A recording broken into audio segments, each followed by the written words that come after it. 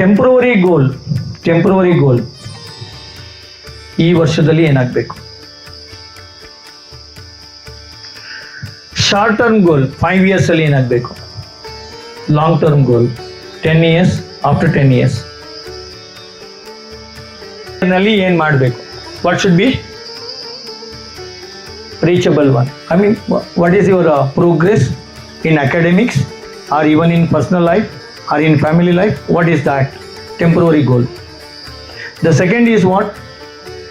5 years, that is short term. And the third one is what? Long term goal. Long term means it is after 10 years, after 15 years, after 20 years, after 25 years.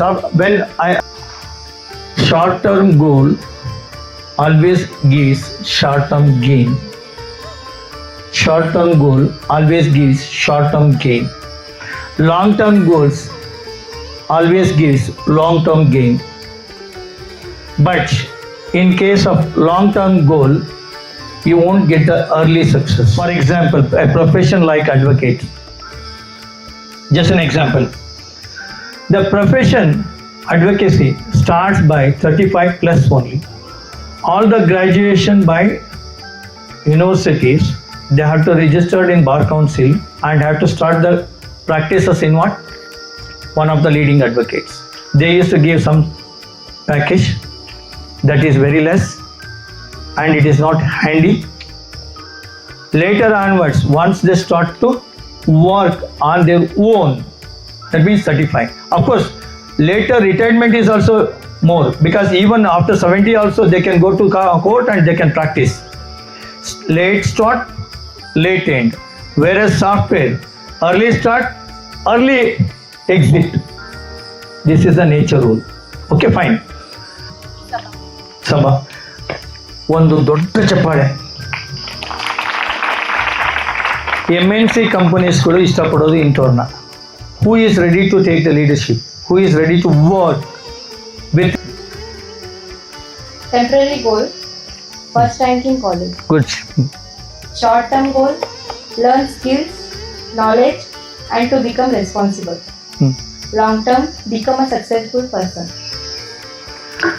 ಆಮೇಲೆ comments ಮಾಡ್ತೀನಿ. But temporary goal is to acquire skills. And short term goal is get any job in any company. Long term goal is to get a job in Google company. Google ಚಪ್ಪಾಳೆ ಆಗಬೇಕು. Myself Sanjana SK.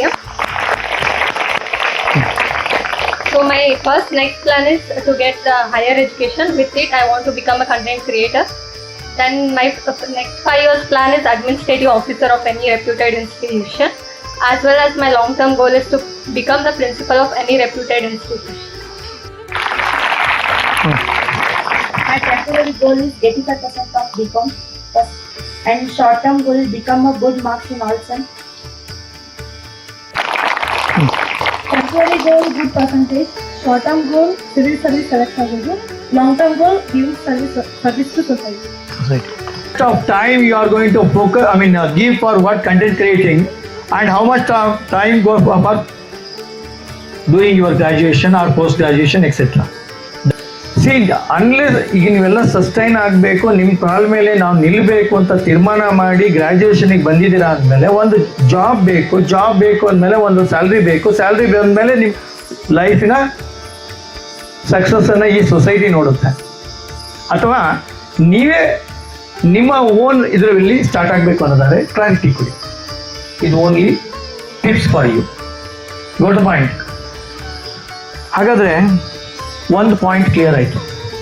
Long term ಗೋಲ್ಗಳಲ್ಲಿ ಒಂದು clarity ಇಟ್ಕೊಳ್ಳಿ. 5 years ಆದಮೇಲೆ ನಾನು ಇಲ್ಲಿರ್ತೀನಿ, 10 years ಆದಮೇಲೆ ಇಲ್ಲಿರ್ತೀನಿ, 15 years ಆದಮೇಲೆ ಇಲ್ಲಿರ್ತೀನಿ. But at the same time this goal should be updated academically ಒಂದು. Next, every year. ಇವತ್ತು ನೀವು ಡ್ರೀಮ್ ಮಾಡಿರ್ಬೋದು ನಾನು IAS ಆಫೀಸರ್ ಆಗ್ತೀನಿ ಅಂತೇಳಿ. After completion of degree immediately UPSC exam ತಗೋತೀರಾ. 3 years ಮುಗಿಸ್ಬೇಕು ಅಂತ ಡ್ರೀಮ್ ಇರಬೇಕು. ಫಸ್ಟ್ ಅಟೆಂಪ್ಟಲ್ಲೇ ಮುಗಿಸ್ತೀನಿ ಅನ್ನೋ ಡ್ರೀಮ್ ಇರಬೇಕು ಅಥವಾ ಪ್ಯಾಷನ್ ಇರಬೇಕು. 3 years ಅದಾಗಲಿಲ್ಲ, next what next? After 5 years ಅಲ್ಲಿ ಏನಾಗಬೇಕು? Thinking of a parallel line. ಬೇಕು ಕಾನ್ಫಿಡೆನ್ಸ್ ಬೇಕು ಅಂತ ಹೇಳಿದ್ವಿ, ನಿಮ್ಮ ಬಗ್ಗೆ ನಿಮ್ಗೆ ವಿಶ್ವಾಸ ಬೇಕು ಅಂತ ಹೇಳಿದ್ವಿ. ಹಾಗಾದ್ರೆ ಆ ವಿಶ್ವಾಸ ಯಾವಾಗ ಬರಕ್ಕೆ ಸಾಧ್ಯ? ಕಾನ್ಫಿಡೆನ್ಸ್ ಬಂದಾಗ. ಕಾನ್ಫಿಡೆನ್ಸ್ ಯಾವಾಗ ಬರುತ್ತೆ? ಸಕ್ಸಸ್ ಬಂದಾಗ. ಸಕ್ಸಸ್ ಯಾವಾಗ ಬರುತ್ತೆ? ಗೆದ್ದಾಗ. ಯಾವಾಗ ಗೆಲ್ತೀವಿ? ಹಾರ್ಡ್ ವರ್ಕ್ ಮಾಡಿದಾಗ. ಹಾರ್ಡ್ ವರ್ಕ್ ಯಾವಾಗ ಮಾಡೋದು? ಡಿಟರ್ಮಿನೇಷನ್ ಇದ್ದಾಗ. ಡಿಟರ್ಮಿನೇಷನ್ ಯಾವಾಗ ಮಾಡೋದು? ಈಗ ಏನು ಸರ್ ಮತ್ತು ಪ್ರಶ್ನೆ ಕೇಳ್ತೀರಾ? One success change our life. ಒಂದೇ ಒಂದು ಯಶಸ್ಸು ನಮಗೆ ಬೇಕು, ನಮ್ಮನ್ನ ಟೋಟಲ್ ಆಗಿ ಈ ಸಮಾಜ ಗುರುಸೋದಕ್ಕೆ. ಅದಕ್ಕೆ ಬೇಕಾಗಿರೋದು simple.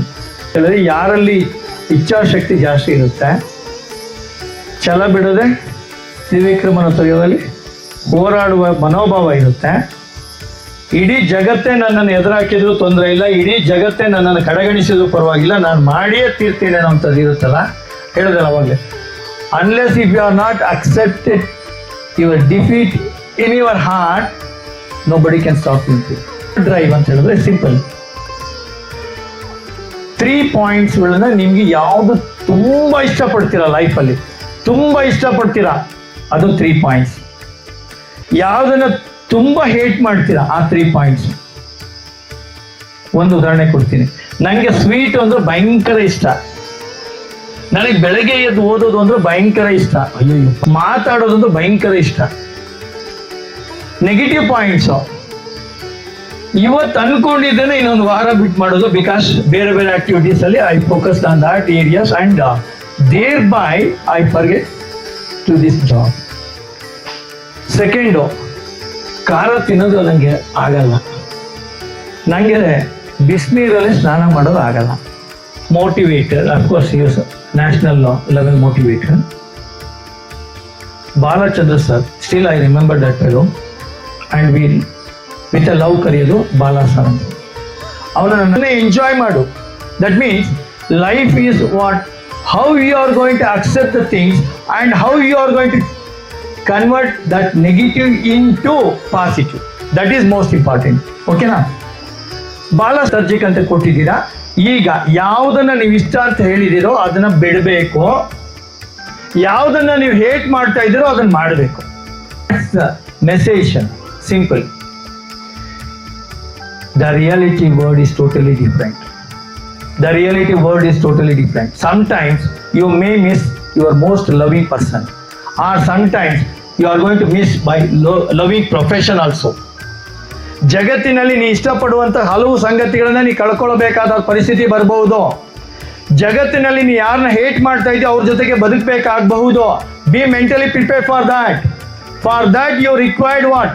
Strong will power. Stop ಮಾಡ್ತೀನಿ. ನನ್ನ ಗ್ರಹಚಾರಕ್ಕೆ ಫೆಬ್ರವರಿ 1ನೇ ತಾರೀಕಿಂದ ಫೆಬ್ರವರಿ 28 ತನಕ ವಿಲ್ ಪವರ್ ಡ್ರೈವ್ ಇದೆ ಅಂದರು.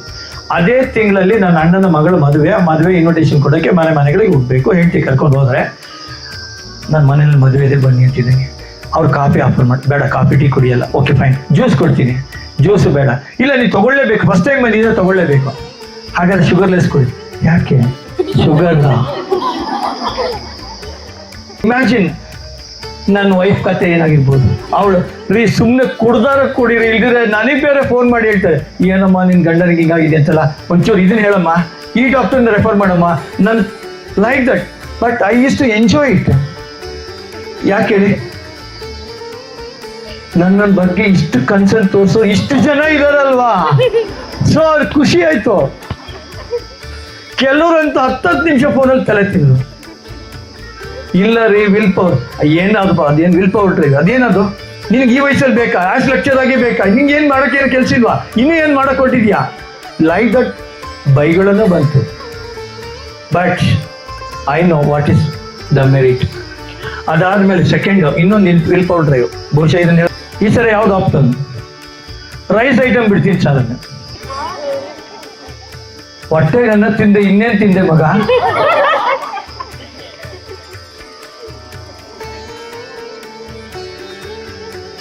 I am ready to